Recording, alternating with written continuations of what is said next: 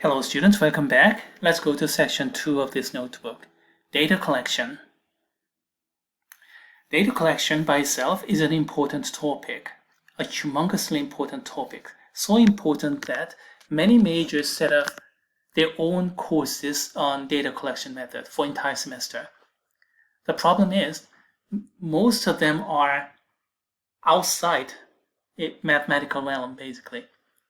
So here in 1680, Math 1680, what's the point? Here, I'm going to give you a brief and superficial review only in mathematical viewpoint, and then move on. Okay, the first topic is the comparison between observational studies versus designed experiments. Two typical ways to get data, and they are kind of in polar end of extreme. Here's an example of observational study. Please stop this playback and read through.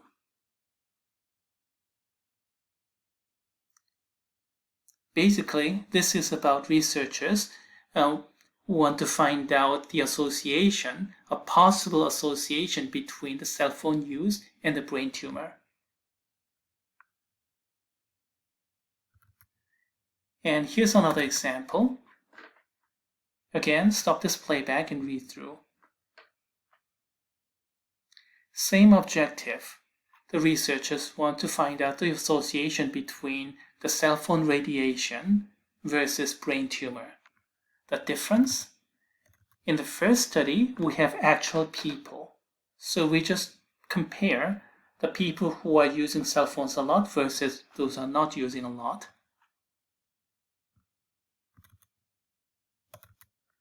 Here, we are using lab rats. So we can control everything here. Here, actual people. We cannot control anything here. So in this case, we cannot control anything here. So better to stay with trying any kind of control and just do an observation without any kind of attempt to influence anything one way or the other. Now, if we can control, it is better to control thoroughly. You can control the strength and the duration of the radio wave, the microwave, and then you can observe the brain tumor from the lab rats. In summary, they differ kind of like this.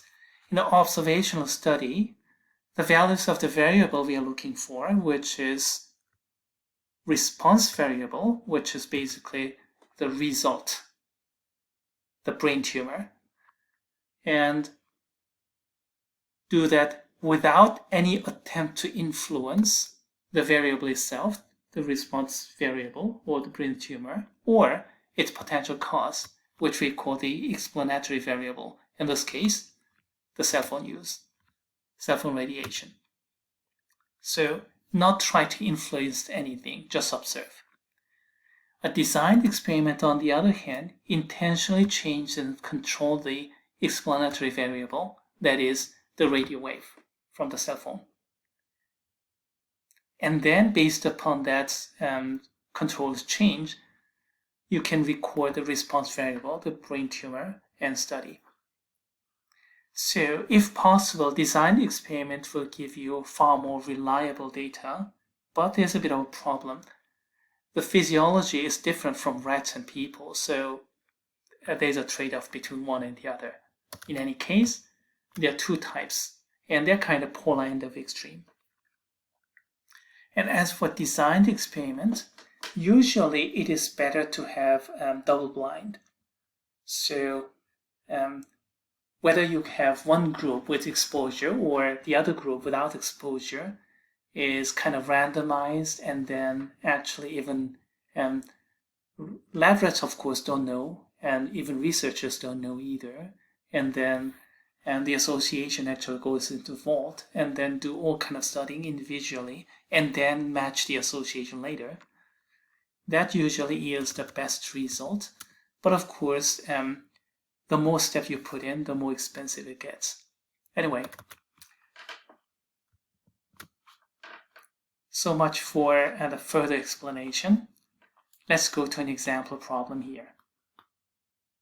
Again, please stop this playback and read through. The question here is this an observational study or a designed experiment?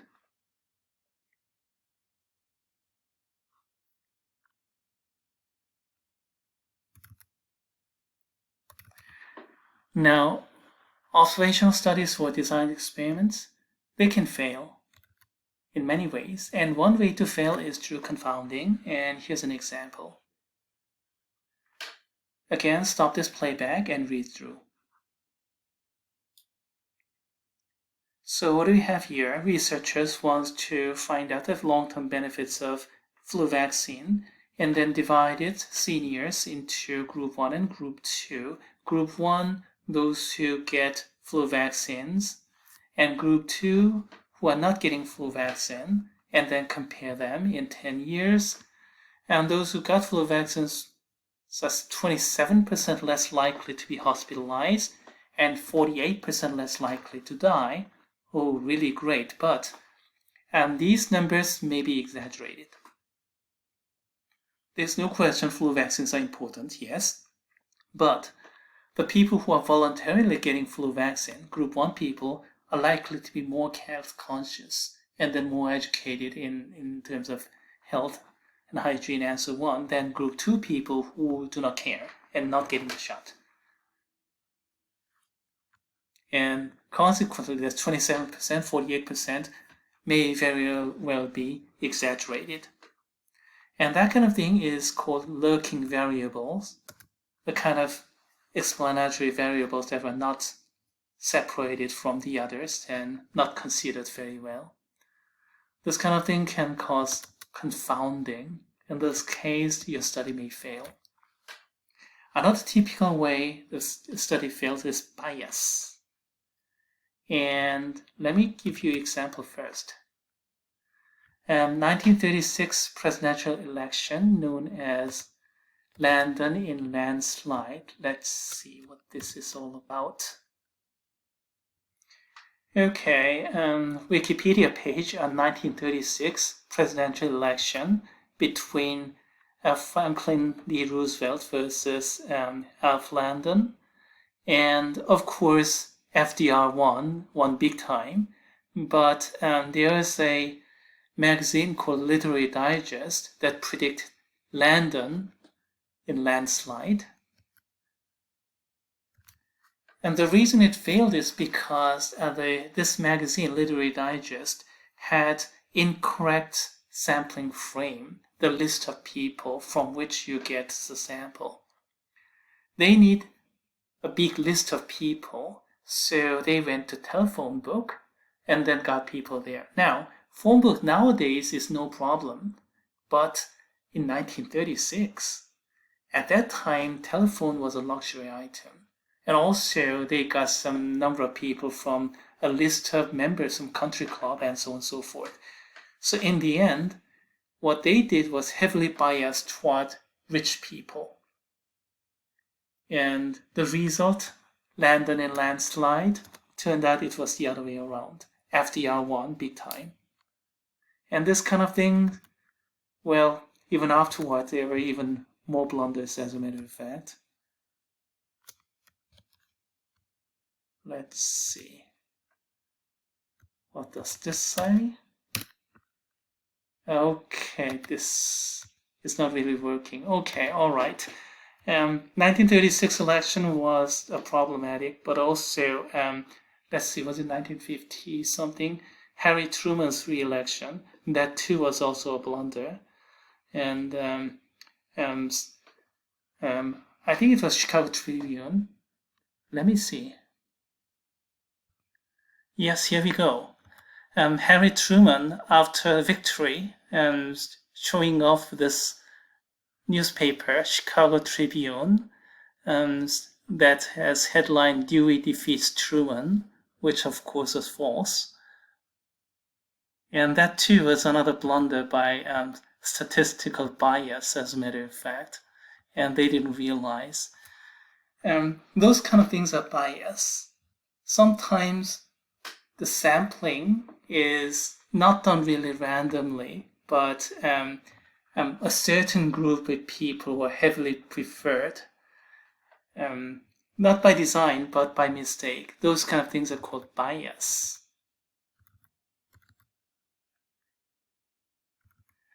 And sample whose data values systematically differ from the population. And convenience samples, judgment samples, volunteer samples, they often generate biased samples. In order to avoid that, how do we do that? We have to get a nice sampling method, and we have to get a good sampling frame, the list, and then you have to design perfectly. And the best way to do it is simple random sample. It's just that it's the most expensive way to do it. How do you classify sample designs? Probability sample versus judgment samples, convenience samples, voluntary, those kind of things. They are usually bad, can create bias or confounding. Among probability samples, you can do it either single stage, get sampled directly from the population, or multi-stage.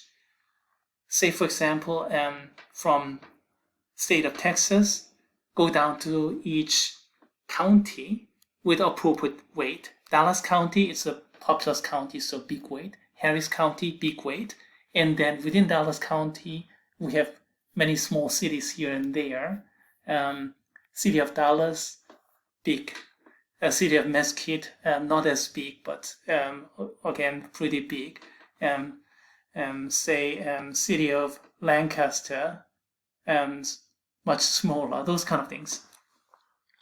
And you do this in multi-stage, and then in the end, select everything at random.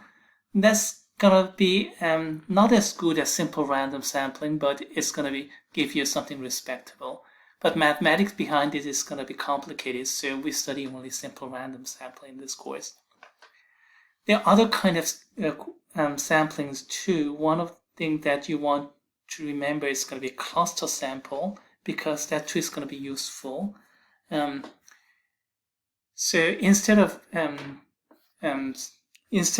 going everything random, you select appropriate cluster, and that group is selected random. But within that group, you interview everybody there, and that's not going to be as good as random sampling, but it's a lot cheaper, so people use that a lot. For example, if you send out a surveyor, and then it's going to be a lot better if the surveyor interview everybody in that block, rather than just interview one household from that block, and then drive another 20 minutes, and then interview another one person, and drive another 45 minutes and interview one person, and then move on like that. That's going to happen when you do simple random sampling or multi-stage random sampling. So cluster sampling is cheaper, but of course mathematics behind it is not as rigorous. All those kind of things will be discussed in higher level stat course, but in 1000 level we do only simple random sampling, the simplest and the best. We don't use simple random sampling in this course because it's the best. Because it's the simplest, we are doing simple random sampling, as a matter of fact.